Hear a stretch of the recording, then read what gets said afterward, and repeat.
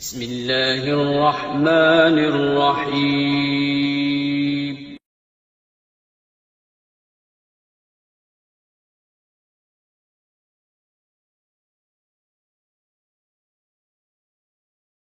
بسم اللہ الرحمن الرحیم نحمده ونصلي ونسلم على رسوله الكريم اما بعد فاعوذ باللہ من الشیطان الرجیم بسم اللہ الرحمن الرحیم اللہ الذی جعل لكم الانعام لتركبوا منها ومنها تأكلون صدق اللہ مولانا العظیم وبلغنا رسوله النبی الکریم الامین الصلاۃ والسلام علیک یا رسول اللہ وعلی آلک واصحابک یا حبیب اللہ۔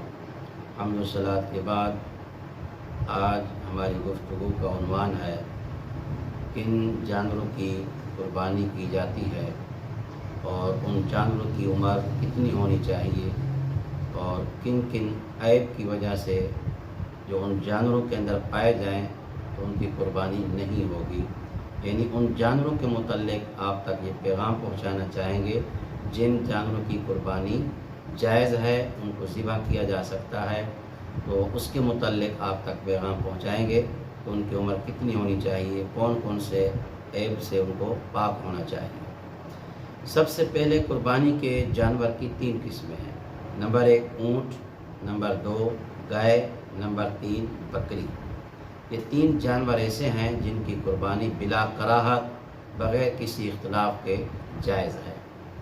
اب اونٹ کی بات کی ہے تو اس کے اندر نر اور مادہ دونوں شامل ہیں، گائے کی بات کی ہے تو اس کے اندر بھی نر اور مادہ دونوں شامل ہیں، بکری کی بات کی ہے تو بکرا، بھیڑ، دمبا اس کے اندر شامل ہو گیا ہے۔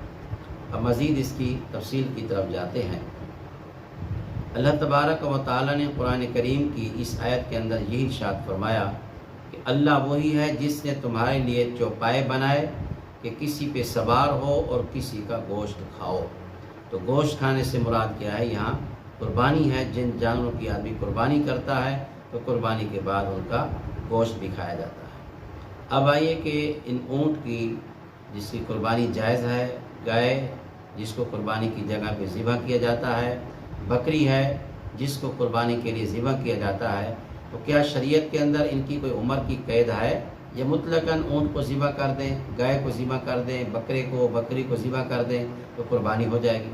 ایسی نہیں ہے، بلکہ شریعت مطہرہ نے اونٹ کی بھی عمر کی قید لگائی ہے، گائے کی بھی عمر کی قید لگائی ہے، بکری کی عمر کی بھی قید لگائی ہے۔ سب سے پہلے ہے اونٹ۔ اونٹ کی عمر کم از کم 5 سال ہو، اگر اس سے کم ہے تو قربانی جائز نہیں ہوگی۔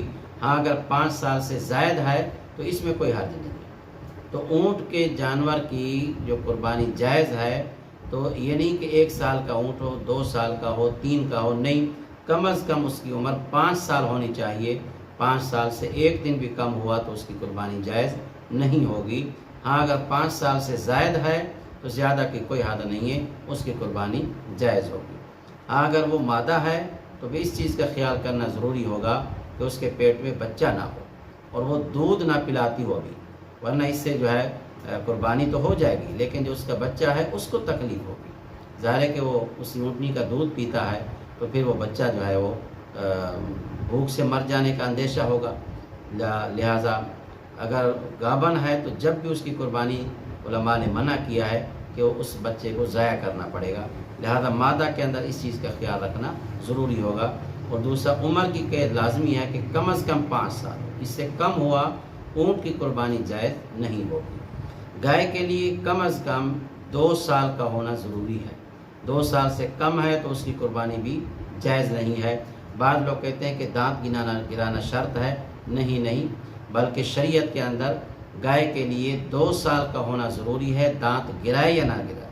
اگر دانت گرا دیے ہیں 2 سال کا نہیں ہوا تو قربانی نہیں ہوگی۔ اسی طرح اگر 2 سال کا ہو گیا ہے، یعنی گائے ہے یا بیل ہے اور ابھی دانت نہیں گرا ہے تو اس کی قربانی ہو جائے گی۔ تو گائے کی قربانی کے لیے ضروری ہے کہ اس کی عمر کم از کم 2 برس ہو، 2 سال ہو، اس سے زائد کی کوئی حد نہیں ہے، کم از کم مدت بتا دی گئی ہے۔ اس کے اندر بھی وہی بات ہے کہ مادہ ہے تو اس کا خیال رکھنا چاہیے کہ وہ گابن نہ ہو یا بچے کو دودھ نہ پلاتی ہو تاکہ اس کے بچے کو تکلیف نہ ہو۔ شریعت نے اتنا حکم دیا ہے کہ اس حالت کے اندر اس کے بچوں کا بھی خیال رکھنا ہے۔ اب رہی بکری یا بکرا، اس کی عمر شریعت نے 1 سال بتائی ہے، کم از کم 1 سال ہو، زیادہ کی کوئی حد نہیں ہے۔ اس کے اندر بھی یہ ہے کہ 1 سال کی عمر کا پورا ہو گئی ہے، دانت گرائے یا نہ گرائے، 1 سال کا ہونا ضروری ہے۔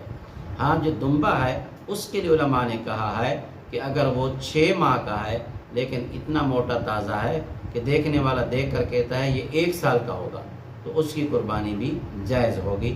بکرے کے اندر یہ قید نہیں ہوگی کہ اگر اتنا موٹا تازہ ہے، دکھنے میں سال کا بھی لگتا ہو تو جب بھی نہیں ہوگی، سال سے 1 دن بھی کم ہوا تو جب بھی قربانی نہیں ہوگی، کیونکہ ان کی عمروں کی قید شریعت مطہرہ نے لگا دی ہے۔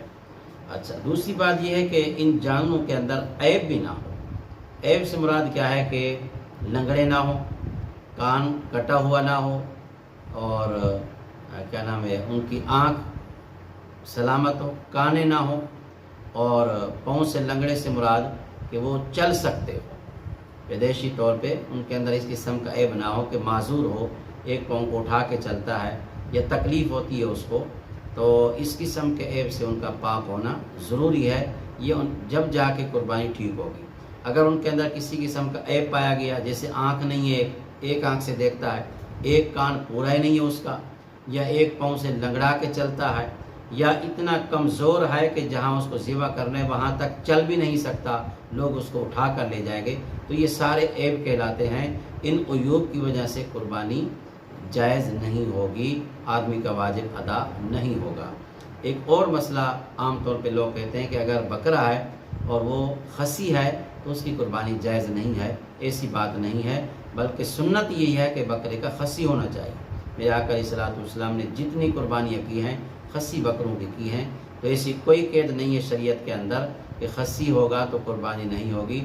یہ وہ چیزیں ہیں جو شریعت نے بتا دی ہیں، تو اب ہمیں اسی کے اوپر عمل کرنا پڑے گا۔ جو شریعت مطہرہ نے جانور بتا دیے ہیں، جانوروں کی عمریں بتا دی ہیں، جن عیبوں سے جانور کا پاک ہونا ضروری ہے اور شریعت نے بتا دیا ہے، تو اسی کے اوپر عمل کرنا ہوگا۔ انسان کو اپنی عقل کو استعمال کرنے کی کوئی ضرورت نہیں ہوگی۔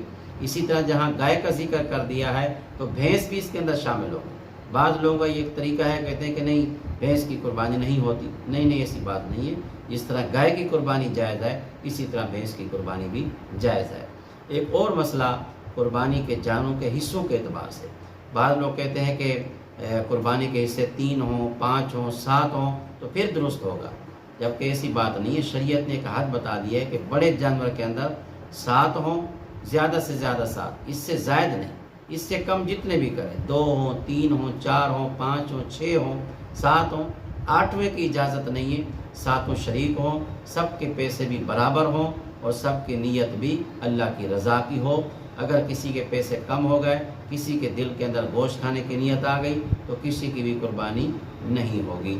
لہذا قربانی کے اندر جن لوگوں کو شامل کیا جاتا ہے ان کو دیکھ کے کریں، اور اللہ کی رضا ان کے اندر شامل ہو، ریاکاری بھی نہ ہو، گوشت کھانے کی نیت بھی نہ ہو، واجب کو ادا کرنے کی نیت ہو، اللہ کے قربت کی نیت ہو۔